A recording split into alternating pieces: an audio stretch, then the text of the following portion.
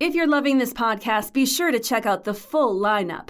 From news and local politics to sports and true crime. Find your next great listen right now at duluthnewstribune.com/podcasts. That's duluthnewstribune.com/podcasts. Hello, Northlanders. It's Friday, May 19th. I'm Wyatt Buckner with your Duluth News Tribune Minute, presented by Minnesota Power Employees Credit Union. The average MPECU member saves over $785 a year in better rates and lower fees. And with MPECU, every ATM is your ATM.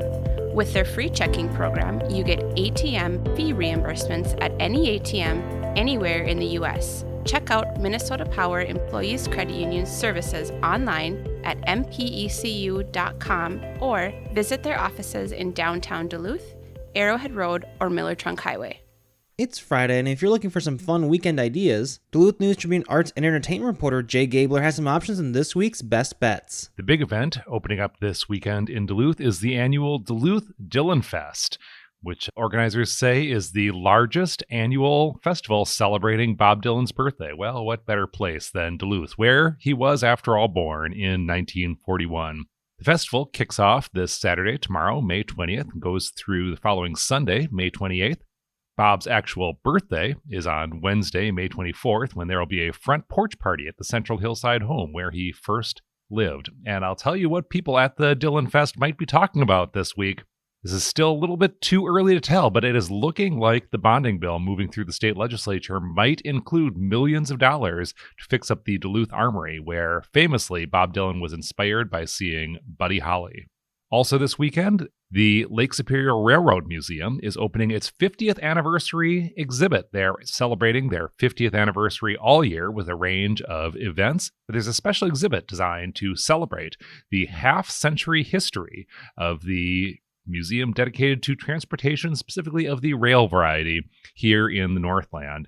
There's a big ceremony for members tonight, Friday, and then members of the public can see the exhibit starting tomorrow, Saturday, during regular museum hours. And there's new work on display at the American Indian Community Housing Organization in Central Hillside. There is work on display by two artists who celebrate the multiplicity of gifts nature gives, according to organizers. The name of the exhibit is Birch Bark and Cattails. It's now on display at the American Indian Community Housing Organization's headquarters here in Duluth. For more information on these and other best bets for the week, check out duluthnewstribune.com. I'm Jay Gabler. Now here's a look at today's headlines. Chuck Galen sent an invoice for car repairs to the city of Duluth after a particularly nasty Cody Street pothole blew the sidewall out of one of his tires and bent the wheel as well. He wrote, quote, "I will settle for $405.98, not a dime less," end quote. Sherry Acker wrote the Duluth City Council, complained about the same street when her van hit two big potholes in quick succession on Cody, resulting in not one but two flat tires. She and her husband called for a wrecker only to learn from the driver that the same potholes they struck had been responsible for multiple flats in the neighborhood. But city officials typically deny any financial responsibility for vehicle damages. When asked how such claims are handled, the Duluth City Attorney's Office responded with the following statement. Quote, "The city does receive pothole claims, and the number of those claims tends to coincide with the severity of that winter season. The city, generally speaking, does not pay these claims because the city has both statutory immunity and common law immunity," end quote. Mike Archer, owner of Automedics on East 5th Street, said he's seen many customers showing up at his shop with pothole damage. Automedics has replaced plenty of shocks, struts, ball joints, sway bar links, sway bar bushings, and tie rods in recent months. Archer said he replaced a damaged tire for one customer, and 3 weeks later the same fellow was back in the shop to purchase a replacement at a cost of more than $300 because of repeat pothole damage. Archer says, quote, "The city really should bear some responsibility," end quote. Damian Costanzo, a senior assistant manager at Discount Tire on East Central Entrance, said at least 3 to 5 customers have been showing up at the Duluth shop with pothole damage most days this spring. Some of the repairs are unavoidable, but he advises folks to make sure their tires are at the proper pressure. Duluth funds street repairs with the help of a dedicated 0.5% sales tax that annually generates nearly $9 million. This week, the city began receiving a steady supply of hot mix asphalt, according to Kelly Latuska, a public information officer. And she said crews have been hard at work making more permanent repairs to damaged local streets. Now that local asphalt plants are up and operating. Streets that are receiving attention this week include Hartley Road, Grand Avenue between 40th and 54th Avenues West, and London Road. Now Dan Williamson joins us with a special guest. Thanks, Wyatt. I'm joined by one of our colleagues, the great Melinda Levine, Duluth News Tribune features reporter. And Melinda, you're working on a story for Saturday's print edition of the Duluth News Tribune. You can also find it online prior at duluthnewstribune.news. And you were telling me this is about a farm in Esco that's pretty unique. What more can you tell us?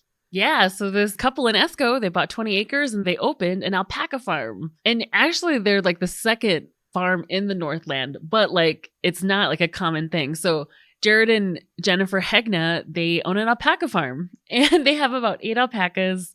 And Jennifer, wanted to have alpacas since she was a kid, and they both work full time. This is kind of like a side hustle for them, but it was really cool because they're both able to tour Frosty Ridge Alpaca Farm, which is in the Northland as well.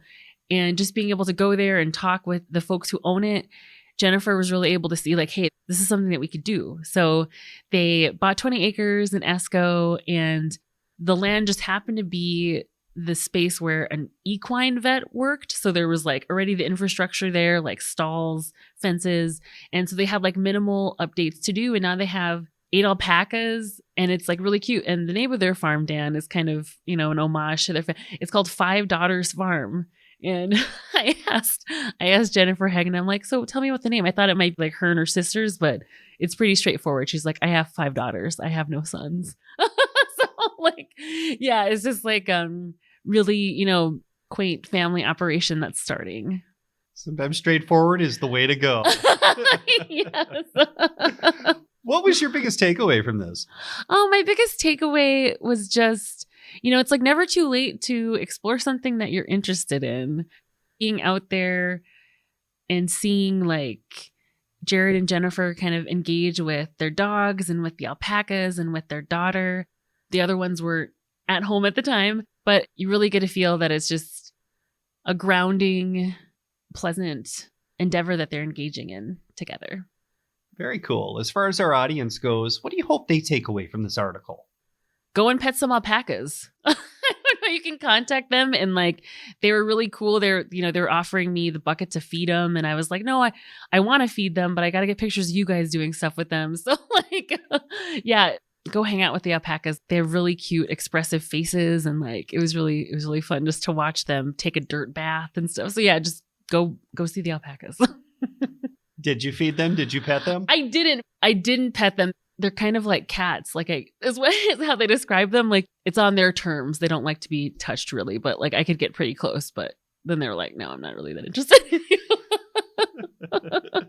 Fair enough. Thank you so much for your time, Melinda. Yeah, thank you, Dan. And again, you can read Melinda's article in Saturday's print edition of the Duluth News Tribune. You can find it online prior at duluthnewstribune.com. Wyatt, back to you.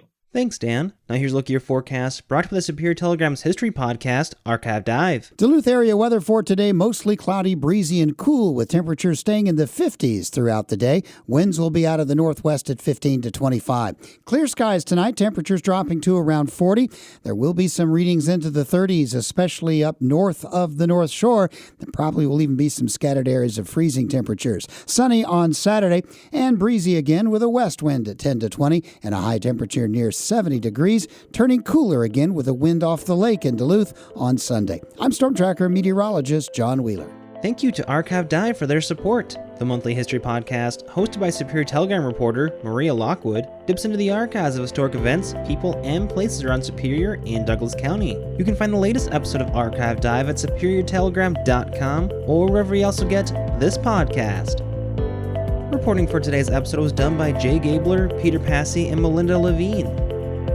Thank you for listening to the Duluth News Tribune Minute. Have a great weekend, and we'll see you back here Monday.